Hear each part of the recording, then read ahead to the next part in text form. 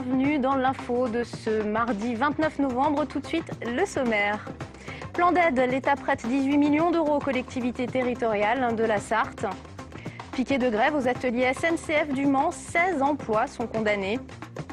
Découverte d'une nouvelle boutique consacrée à la création artisanale au Mans. Et puis le dossier sur la vidéosurveillance sera à l'ordre du jour du conseil municipal ce jeudi. On fait le point dans ce journal et on fait le point avec mon invité. Ce sera Alain Pigeot, conseiller municipal à la ville du Mans et membre de l'opposition. Mais tout d'abord, 18 millions d'euros, c'est le chiffre du jour. Une somme conséquente prêtée par l'État aux collectivités territoriales de la Sarthe. Sur le plan national, l'enveloppe est de 3 milliards. De l'argent pour réaliser des investissements comme les ronds-points ou les salles des fêtes, par exemple. Un plan d'aide a été présenté ce mardi en préfecture. Michael Texier. Sur le bureau du directeur régional de la Caisse des dépôts et consignations, les nouvelles demandes de prêts arrivent tous les jours. Il y en a 14 aujourd'hui en Sarthe. Les montants sont variables, de quelques dizaines de milliers d'euros à 2,5 millions. Les conditions de prêt sont raisonnables. Si je prends simplement le taux fixe, c'est du 4,51% sur 15 ans, sachant que la durée de prêt peut être de 1 an, 2 ans, 3 ans, 4 ans, 5 ans, 6 ans, jusqu'à la 15e année. Pas de prêt supérieur à 15 ans. Les petites communes demandent de l'argent. Elles ont lancé des investissements et vous savez, les investissements, même s'ils sont subventionnés par les uns et par les autres, le temps que les subventions arrivent, il faut sortir du cash. Et puis on a bien sûr les hôpitaux et puis les syndicats des eaux, etc. Donc toute une série de collectivités publiques qui ont des demandes légitimes de financement et qui ont besoin, au stade où en sont leurs projets, d'avoir une ligne de trésorerie. La préfecture veille au grain, surtout, elle prévient. Les banques doivent rester les partenaires des collectivités, des partenaires raisonnables. Certaines ont pu proposer des taux d'intérêt à plus de 6%. Évidemment, lorsqu'il y a pénurie, il y a toujours une certaine tendance ou une certaine tentation pour certains à tirer un peu les marrons du feu, si vous voulez, tirer avantage de la situation. Ce n'est pas le cas de la plupart de nos partenaires banquiers. Si c'était le cas, évidemment, on sera très réactif. D'ici quelques jours, l'État va débloquer une enveloppe supplémentaire de 2 milliards d'euros pour les prêts aux collectivités. C'est un véritable coup de massue pour le site historique des ateliers SNCF du Mans, rue de Bretagne. Une soixantaine d'agents y tenaient un piquet de grève aujourd'hui, ce mardi, pour protester contre le non-renouvellement des contrats de 16 manutentionnaires, des agents employés par le sous-traitant ISS. Les explications sur place. Certains d'entre eux ont plus de 30 ans de boutique sur le site même des ateliers SNCF. Aujourd'hui, ils sont employés par l'entreprise de sous-traitance ISS pour la maintenance de pièces détachées. Le contrat soumis à appel d'offres devait se renouveler au 1er décembre 2011. Il n'en sera rien. À cause du montant. Voilà, la SNCF trouve que le montant est trop élevé. De fait de la baisse d'activité des ateliers SNCF, de ce fait, l'activité des gens d'ISS baisse également, mais il en restait pourtant encore une. Il aurait pu y avoir des emplois encore de maintenus aux ateliers, encore pour au moins jusqu'à 2013. Mais pour maintenir ces emplois, il faut payer. Pour l'instant, la SNCF refuse de requalifier les employés ISS. Pour sa part, ISS n'a pas l'obligation de payer le coût d'un licenciement aux employés, les contrats arrivant à échéance légale. On vient de s'entretenir avec la direction, mais bon, tout le monde campe sur ses positions actuellement. Il n'y a pas plus que ça. Ils ne nous disent rien, ils nous mettent à la porte et tout. On ne sait pas ce qu'on devient. C'est financier, en fin de compte. Tout ça, c'est financier. Mais au milieu de tout ça, il y a quand même des ouvriers qu'on prend pour des imbéciles, quoi.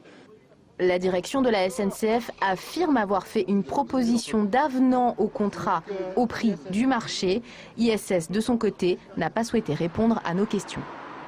Et pour clore cette page économique, en bref, les chiffres du chômage pour le mois d'octobre sont en hausse. Une hausse record sur le plan national de 1,2% entre septembre et octobre. En Sarthe, la hausse est de 1,5%.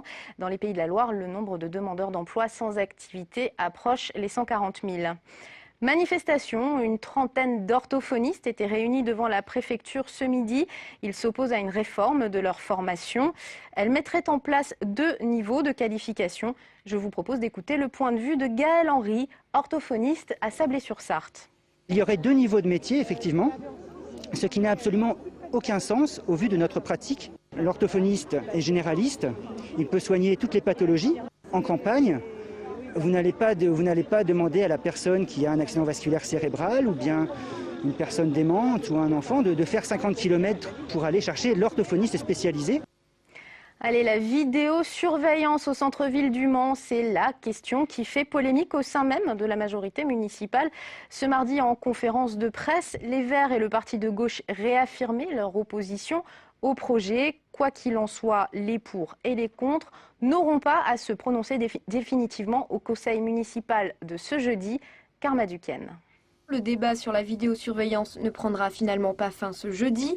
Au départ, le conseil municipal du Mans devait définitivement statuer sur le dossier et prendre ou non la décision d'installer 14 caméras de surveillance au centre-ville, devant les points chauds, filmant de 21h à 7h du matin.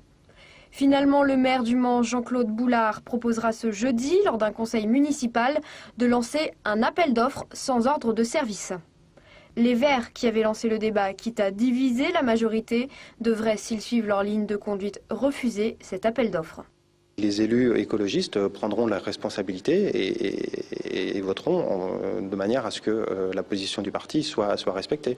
Et là encore, fondamentalement, des écologistes ne veulent pas qu'il y ait des vidéocaméras sur l'espace public au Mans. S'il est voté, cet appel d'offres devrait aider à quantifier le coût réel du dispositif. Le NPA dénonce une manœuvre politicienne. Les appels d'offres seront lancés, mais l'étude de la compagnie Alsing a déjà chiffré un budget d'environ 400 000 euros. L'efficacité n'est toujours pas prouvée, c'est quand même ce qu'on demande principalement quand on fait une dépense, un minimum d'efficacité. La question, elle est de quels moyens on met sur la médiation et sur la prévention plutôt que sur la répression. Quand on sait que, par exemple, qu'un tiers des médiateurs de tranquillité publique ne sont pas des agents formés, mais sont des contrats précaires, on voudrait qu'il y ait un vrai corps et qu'il soit aussi situé sur les heures critiques. Si l'appel d'offres est mis en délibération ce jeudi, la décision finale de la mise en œuvre ou de l'abandon du projet est quant à elle repoussée courant 2012. Et pour approfondir le dossier vidéosurveillance, mon invité Alain Pigeot, bonsoir. Bonsoir. Vous êtes conseiller municipal de l'opposition au Mans. Vous organisez une réunion publique mercredi soir sur la stratégie de sécurité et de prévention de la délinquance au Mans. Effectivement, nous organisons cette réunion donc mercredi soir à 19h30, place des Comptes du Maine. Et nous invitons tous les habitants et tous les commerçants du centre-ville à se rendre à cette réunion pour exprimer leur position et essayer de faire en sorte de faire avancer ce dossier. Alors concrètement, quelle est la position de l'opposition sur le principe même de la vidéosurveillance ? Le principe, la position de principe de l'opposition est de considérer que la priorité, c'est d'abord la présence humaine pour lutter contre l'insécurité. Donc, lors de la dernière campagne des municipales, nous étions les premiers à prôner une police municipale. Jean-Claude Boulard a toujours refusé de créer cette police municipale, même s'il a créé un service de tranquillité publique qui est actuellement l'objet d'un certain nombre de critiques. Donc nous aimerions qu'il franchisse un cap et que cette police municipale puisse un jour apparaître au niveau de notre agglomération. À terme, est-ce que ça conditionnerait l'obtention de cette police municipale, votre vote de la vidéosurveillance ? Non, j'allais dire que pour jeudi après-midi, les débats risquent d'être assez chauds, assez tendus. On verra notamment ce que va faire comme commentaire notre maire, parce que la délibération qui est soumise jeudi après-midi à l'appréciation des élus est une délibération quand même qui est très équivoque. Et vous allez la voter, l'offre ? Je ne peux pas vous répondre pour l'instant. Nous allons d'abord écouter ce qu'il va nous dire, mais je peux déjà envisager des réactions un peu vives de part et d'autre. Donc, une police municipale, c'est la première condition. Mais à la limite, je ferais tenter dire, bon, il a refusé, il assumera ce refus par devant les électeurs en 2014, mais aujourd'hui, il y a plus précisément le problème de la vidéosurveillance.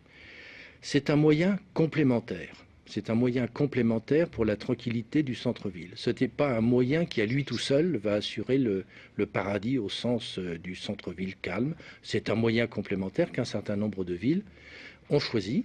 Et c'est un moyen qui, me semble-t-il, a fait ses preuves, mais je le répète, ce n'est pas l'idéal. Enfin, il y aura toujours un peu de délinquance, même s'il y a une vidéosurveillance. Mais il faut mettre de la présence humaine derrière, on comprend bien ce que vous dites. Il faut une présence humaine, police municipale.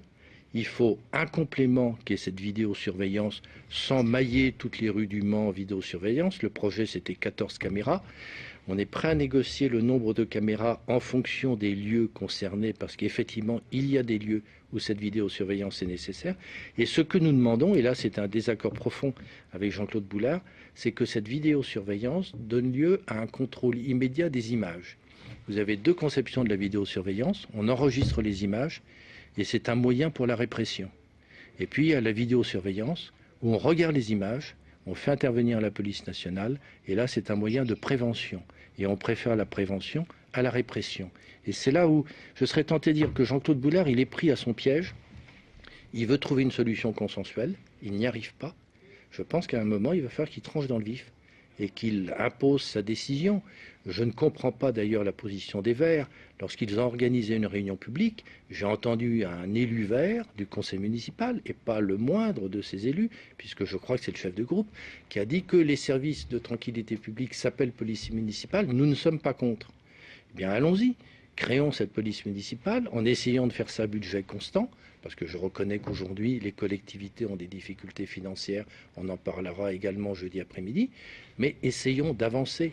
Le centre-ville doit être, j'allais dire, plus calme, même si je n'ai jamais soutenu que Le Mans soit la pire des villes dans ce domaine-là. Alors, à vous entendre, on a l'impression que la discussion qui aurait lieu jeudi au conseil municipal est quand même une avancée. Finalement, ça ne va pas être tranché, ça ne va pas être acté, mais à vous entendre, on a l'impression qu'il y a quand même beaucoup de choses à discuter. Donc finalement, je réitère ma question, est-ce que cet appel d'offres, finalement, vous allez éventuellement le voter, ou en tout cas, est-ce que ce n'est pas une bonne chose de le lancer, cet appel d'offres? Qu'est-ce que l'on peut comprendre d'une décision politique où on vous dit, on fait un appel d'offres sans ordre de service, donc en un mot, on fait un appel d'offres qui reste théorique et on appréciera par la suite si on y passe. En politique, on peut aussi parfois prendre des décisions concrètes en disant on y passe, parce qu'on connaît le coût. Le débat est à mon avis un peu faussé, ça va représenter une dépense supplémentaire pour notre collectivité, on le sait. Mais je peux aussi rappeler que tous les ans, Jean-Claude Boulard augmente les impôts, et qu'après tout, on peut consacrer une part de cette richesse fiscale à la sécurité au niveau du centre-ville. Nous avons besoin d'un centre-ville plus calme. C'est, j'allais dire, nécessaire pour l'ensemble de l'agglomération. Le centre-ville est la propriété de tous les habitants du Mans.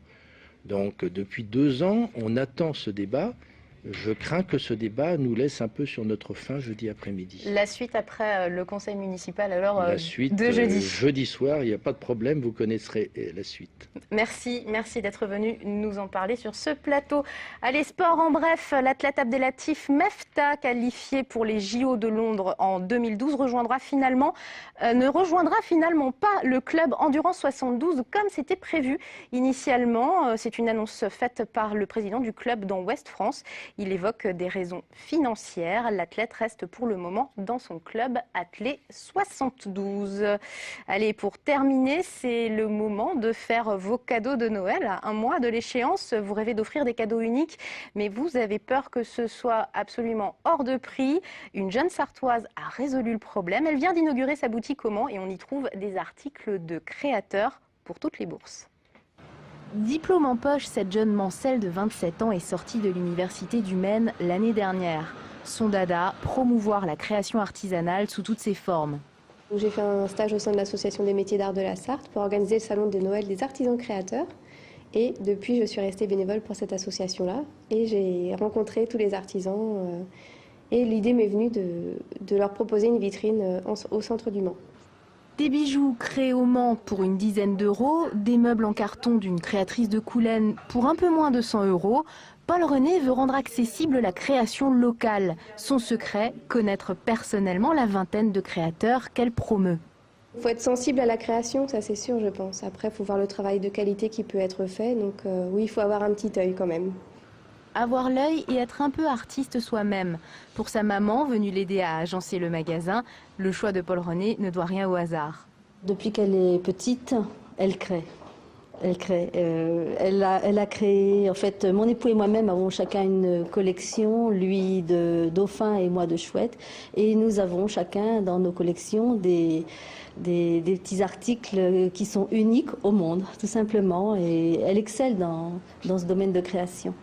Une créatrice au service des créateurs, le conseil et le sourire en plus.